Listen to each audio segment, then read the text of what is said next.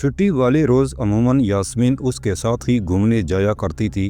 یہاں نزدیک ہی ایک دریا کے کنارے بڑی خوبصورت تفریح گاہ بنی ہوئی تھی، لیکن آج جب بہت انتظار کے بعد بھی یاسمین نہ آئی تو وہ خود اس کے کمرے میں چلا گیا، جہاں پہنچ کر اسے علم ہوا کہ یاسمین اپنی ایک مقامی سہیلی کے ساتھ اچانک کسی کام سے چلی گئی ہے۔ فیضان کچھ پریشان سا ہو گیا۔ اسے سمجھ نہیں آ رہی تھی کہ وہ کون سا کام ہے جس کے لیے یاسمین اچانک چلی گئی ہے، اور جب اسے اپنے سوال کا کوئی جواب سجائی نہ دیا تو وہ اکیلا ہی اس تفریح گاہ کی طرف چل دیا، جہاں دریا کے کنارے سبزار اور درختوں کی چھاؤں تلے رکھے پتھر کے بینچ پر بیٹھ کر اسے بڑا سکون ملا کرتا تھا۔ وہ ایک ویران گوشے میں رکھے بینچ پر اکیلا دریا کے پانی پر نظریں جمائے بیٹھا تھا۔ ابھی چونکہ صبح کا وقت تھا، اس لیے بہت کم لوگ یہاں نظر آ رہے تھے۔ فیضان اچانک ہی اپنے پیچھے پیدا ہونے والی قدموں کی آہٹ پر چونکا تھا۔ اس نے گردن موڑی۔ ایک مقامی نوجوان لڑکی اسے اس طرف آتی دکھائی دی۔ وہ یہاں کئی دفعہ آ چکا تھا، لیکن تفریح گاہ کے اس حصے کی طرف پہلی مرتبہ آیا تھا۔ لڑکی بڑی باوقار چال چلتی اس کی طرف آ رہی تھی۔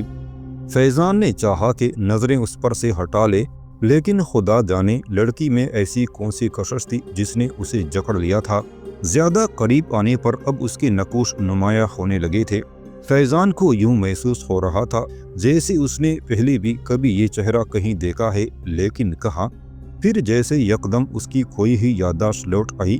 اسے یاد آ گیا، یہ تو وہی ایئر ہوسٹس ہے جو ایرو فلوٹ میں اس کی میزبانی کر رہی تھی۔ ہیلو کامریڈ، اس نے فیضان کو اچانک وہاں دیکھ کر حیرت اور خوشی کے ملے جلے جذبات کا مظاہرہ کیا۔ ہیلو، فیضان اٹھ کر کھڑا ہو گیا۔ کمال ہے، آپ سے اچانک یوں دوبارہ ملاقات ہوگی، میں نے تو کبھی سوچا بھی نہیں تھا۔ وہ اتنی صاف فارسی بول رہی تھی کہ خود فیضان کو بھی اس کی روسی نسل ہونے پر شک گزرنے لگا تھا۔ آپ یہاں آتی ہیں؟ فیضان کو اور تو پوچھنے کو کچھ نہ سوجا۔ ہاں، میں اکثر یہاں آتی ہوں اور اسی بینچ پر بیٹھا کرتی ہوں۔ آج جب ایک اجنبی کو یہاں دیکھا تو یوں ہی اس طرف آ گئی، لیکن میرے تو یہ وہم گمان بھی نہیں تھا کہ یہاں تم سے ملاقات ہوگی۔ وہ اچانک ہی بے تکلفی پر اتر آئی۔ فیضان کو بالکل حیرانی نہ ہوئی، کیونکہ وہ اب تک جان چکا تھا کہ یہ لوگ فوراً بے تکلف ہو جاتے ہیں۔ کم از کم یونیورسٹی کی حد تک تو اس نے یہی کچھ دیکھا تھا۔ ایئر ہوسٹس نے اسے اپنا نام ویلنٹینا بتایا اور اس کے ساتھ کافی دیر تک بے تکلفی سے باتیں کرتی رہی۔ ویلنٹینا اس سے عمر میں چند سال بڑی ہی ہوگی۔ فیضان کو اس کے قرب میں ایک عجیب سی طمانینت کا احساس ہو رہا تھا۔ اس نے یاسمین کی طرح اب تک ایک لفظ بھی انقلاب کے بارے میں نہیں کہا تھا۔ دوپہر کے وقت وہ فیضان کو اپنے گھر لے گئی۔ اس کا گھر یہاں سے قریب ہی ایک آبادی میں تھا۔ فیضان کو پہلی مرتبہ کسی روسی آبادی میں آنے کا اتفاق ہوا تھا۔ اس نے محسوس کیا یہاں صفائی کا بہت خیال رکھا گیا تھا۔ چھوٹا سا 2 کمروں کا فلیٹ تھا۔ ویلنٹینا نے بتایا کہ یہ فلیٹ اسے ایئر لائن کی طرف سے ملا ہوا ہے اور وہ اکیلی ہی یہاں رہتی ہے۔ فیضان نے اس کے گھر بار کے متعلق اس سے جی بڑھ کر باتیں کی، اور جب سپہر کو وہ اس گھر سے نکلا تو خود کو ہلکا پھلکا محسوس کر رہا تھا۔ یہاں کی مروجہ اخلاقیات کے بالکل برعکس، نہ تو ویلنٹینا نے اسے شراب پینے کو کہا تھا، نہ ہی اس پر فلسفہ انقلاب کی موش گافیاں واضح کی تھی، اور نہ ہی اسے سچا انقلابی بننے کا مشورہ دیا تھا۔ اس نے سیاست کے متعلق ابھی تک ایک لفظ ادا نہیں کیا تھا۔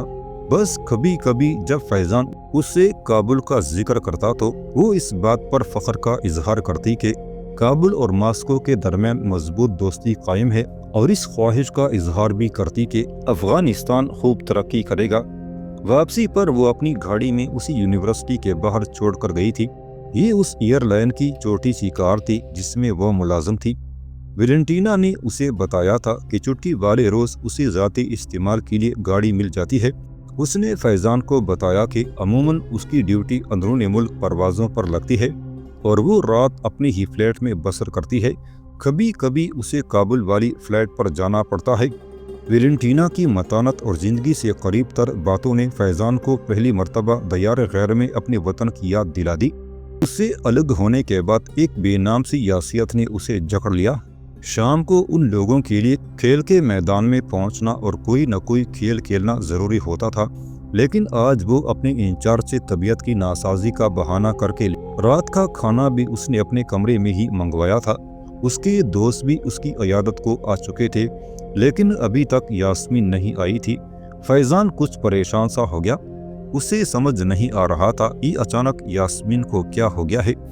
अब तक कई मर्तबा उसका जी चाहा कि चलकर यास्मीन का हाल दरियाफ्त कर आए, लेकिन बहरहाल वो पठान था।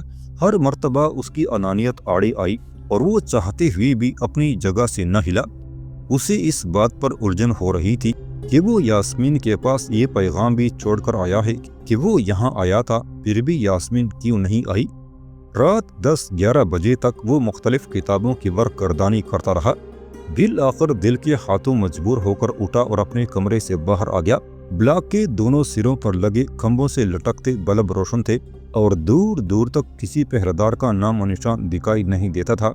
यहाँ किसी लड़की के कमरे में अगर वो तमाम रात बसर कर देता तो उस पर कोई एतराज न किया जाता। बस ये ज़रूरी था कि वो मतलूबा वक्त पर मतलूबा लेक्चर में ज़रूर हाजिर हो। लेकिन उसकी ये ख्वाहिश थी कि उसे यास्मीन के कमरे में जाते ही कोई देख न ले। उसने मास्को की बर्फीली हवाओं से बचने के लिए लंबे गर्म कोट पर भी चादर ओढ़ ली और बड़ी एहतियात से फूंक फूंक कर कदम धरता यास्मीन के कमरे की तरफ चल दिया। उसने उस ब्लॉक तक पहुंचने के लिए अंधेरा रास्ता अख्तियार किया था। उसे अपने मकसद में कामयाबी हुई। वाकई किसी ने भी अभी तक फैजान को नहीं देखा था। उस ब्लॉक के अक्सर कमरों में अंधेरा था, लेकिन यास्मीन और 2-3 और अफगानी लड़कियों के कमरों में अभी तक बल्ब जल रहे थे। फैजान यास्मीन के कमरे से कुछ फासले पर ही रुक गया। एक अजीब सा ख्याल उसके जहन में आ रहा था। उसने चाहा कि आज चुप कर देखे, आखिर इतनी रात गए तक यास्मीन क्या कर रही है। इस इरादे से वो यास्मीन के कमरे की पुश्त पर आ गया। उस ब्लॉक के तमाम कमरों की खिड़कियां जिस सिमत खुलती थीं, वहाँ एक खूबसूरत नज़ारा उसका मुंतजर होता था। उस तरफ फूलों से लदे फंदे दरख्त और पौधों की कतारें लगी हुई थीं। यास्मीन के कमरे की खिड़की के साथ साथ एक खूबसूरत फूलों से लदी फंदी बेल लिपटी हुई थी और फैजान उसकी आड़ में छुपा खड़ा था। इस गैर अखलाकी फेल पर उसका ज़मीर गो के मलामत कर रहा था, लेकिन वो एक अनजाने तजस्सुस से जिस बुरी तरह जकड़ा हुआ था उससे फैजान का निकलना मुश्किल था। खिड़की बंद थी, लेकिन शीशों के पीछे पर्दा न होने की वजह से वो अंदर का मंजर बआसानी देख सकता था। फैजान ने एक लम्हे के लिए अपने पंजों के बल खड़े होकर अंदर झांका और फिर जैसे सुन होकर रह गया। कमरे के अंदर का मंजर देखकर उसे वहशत होने लगी थी। वो ये तो जरूर जानता था कि यास्मीन आज़ाद ख्याल है और ज़रूरत से ज़्यादा मॉडर्न भी, लेकिन फैजान खुद को ये कहकर तसल्ली दे लिया करता था कि जदीद काबुल की तकरीबन हर दूसरी लड़की इसी रंग में रंगी जा रही है। लेकिन आज यहाँ उसकी आंखों ने जो घिनौना मंजर देखा था, इसके बाद से तो उसे यास्मीन से नफरत होने लगी। उसने यास्मीन के साथ एक और अफगानी लड़के को देखा जो अपने रूसी दोस्तों के साथ शराब नोशी करते हुए ज़रूरत से ज़्यादा ही गैर अखलाकी हरकत कर रही थी। फैजान के सीने में एक आग सी दहक उठी। उसका जी तो यही चाहा कि अंदर जाए और कम से कम उन दोनों का गला घोंट डाले, लेकिन वो बहुत कुछ चाहते हुए भी कुछ न कर सका। वो बच्चा तो नहीं था। इस थोड़ी मुद्दत ही के क़याम ने उस पर बड़े इसरार मुनकशिफ किए थे। पहले रोज़ के तमाम तासुरात जो हवाई अड्डे से मास्को यूनिवर्सिटी पहुंचने तक उसके जहन में कायम हो चुके थे, अब वो हरफ गलत की तरह मिटने लगे थे। रोज़ रोज़ के नज़रियाती लेक्चरों ने उसे बता दिया था कि हक़ाइक़ वो नहीं जो उन्हें बताए गए, बल्कि वो हैं जो उसे दिखाई देते हैं। गुस्से से उसका रुआं रुआं कांप रहा था, लेकिन उसने वापसी पर भी इस एहतियात को मलहूज़ खातर रखा कि उसे यहाँ आती हुई कोई देख न ले। जिस तरह चुपचाप वो किया था उसी तरह खामोशी से लौट आया। जाते हुए वो अपने कमरे की बत्ती बुझा गया था ताकि दूर से देखने वाला यही समझ सके कि वो सो चुका है। अपने बिस्तर पर लेटते हुए फैजान ओगलो को अपना जिस्म जलता हुआ महसूस हो रहा था। उसे बहुत तेज बुखार ने आ लिया था। सारी रात वो करवटें बदलता रहा। उसके अंदर एक आग सी लगी हुई थी। फजर के वक्त उसे नींद आ ही गई थी। सुबह उन्हें वक्त के मुताबिक जगह दिया गया था। बमुश्किल वो 2-1.5 घंटे ही सोने पाया था जब उसे ग्राउंड में वर्जिश के लिए ले जाने आ गए, लेकिन फैजान ने मुआजरत कर दी। थोड़ी देर बाद ही एक मुस्तैद डॉक्टर उसके कमरे में मौजूद था, जिसने बड़ी तवज्जो से उसका मुआयना किया। चंद दवाइयाँ देकर और इंजेक्शन लगाकर डॉक्टर चला गया था। फैजान जानता था कि अब डॉक्टर की अगली रिपोर्ट तक यूनिवर्सिटी जाने से उसकी जान छुट्टी रहेगी। दोपहर की छुट्टी के बाद यास्मीन सीधी उसके कमरे में चली आई थी।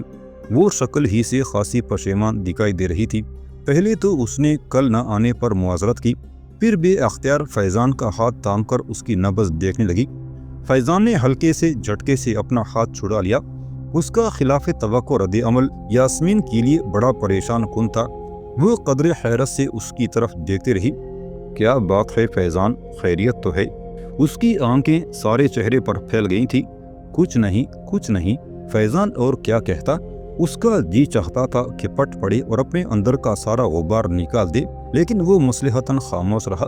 फैजान के लिए नामुमकिन था कि दिल में छुपी बात जुबान पर न लाए, लेकिन आज पहली मर्तबा वो महसूस कर रहा था कि जिंदगी में कभी कभी इंसान को मुनाफिकत भी अपनाना पड़ती है।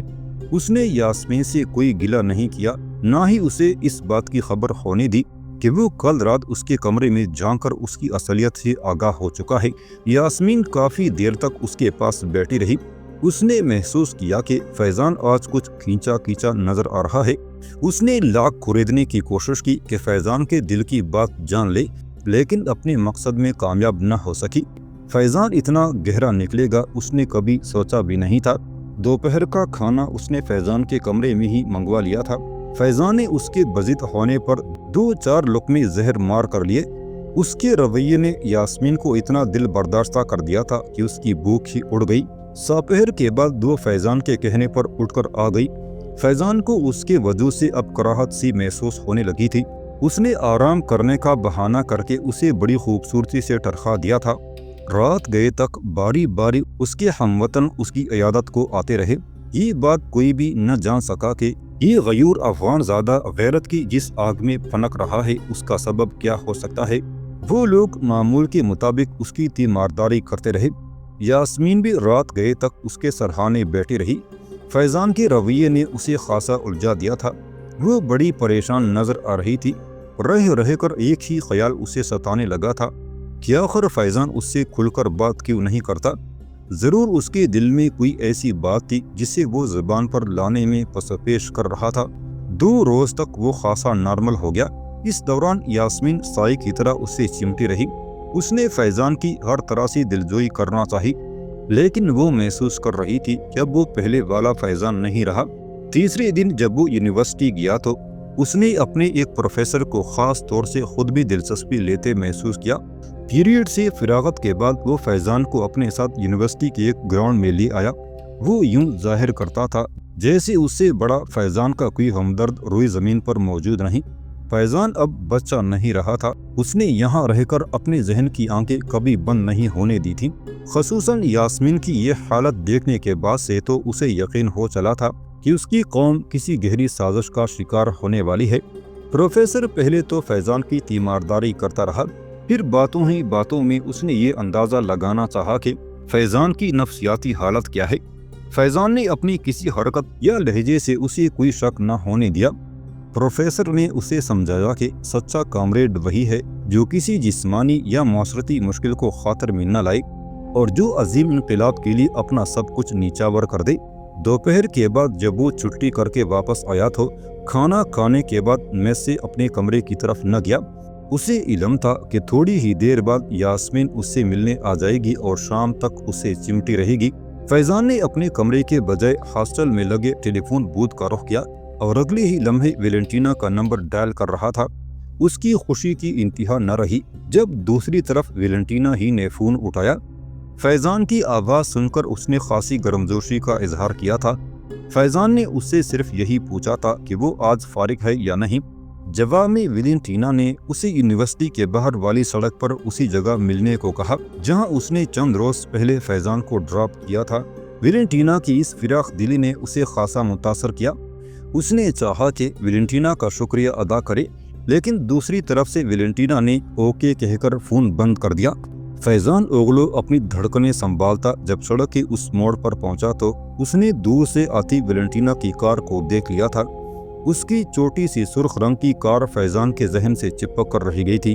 फैजान ने खुद को संभाला और कोशिश की कि वो नॉर्मल ही नजर आए।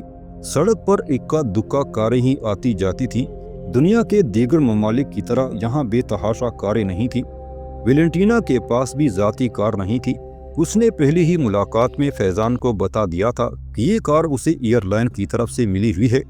ویلنٹینا نے اس کے نزدیک پہنچ کر گاڑی کھڑی کر دی۔ اس نے اگلی نشست کا دروازہ کھول دیا اور قدرے آگے کی طرف جھک کر فیضان سے ہاتھ ملایا۔ اس طرح اچانک آگے جھکنے سے اس کے جسمانی خطوط جس خوبصورتی اور بے باکی سے اچانک نمایاں ہوئے تھے، اس حادثے نے فیضان کو ہلا کر ہی تو رکھ دیا تھا۔ اپنی سیٹ سنبھالتے اور دروازہ بند کرنے کے بعد کافی دیر تک وہ اس خوبصورت حادثے کے اثرات محسوس کرتا رہا۔ کیسے ہو؟ ویلنٹینا نے اس کی طرف مسکرا کر دیکھا۔ اس کی جہاں دیدہ نظروں نے فیضان کے چہرے پر آتے جاتے رنگوں سے بخوبی اندازہ کر لیا تھا کہ اس کی پہلی ہی ضرب کاری لگی ہے۔ بہت اچھا، فیضان نے مختصر سا جواب دے کر ایک مرتبہ پھر اپنے خوش خلق کو ترک کرنے کے لیے توک نکلا۔ شکریہ، تم نے مجھے یاد رکھا۔ ویلنٹینا نے اس مرتبہ خاصی بے تکلفی کا مظاہرہ کرتے ہوئے اس کے کندھے پر ہاتھ رکھ دیا۔ فیضان اس کے ہاتھ کی لمس سے لرز کر رہ گیا۔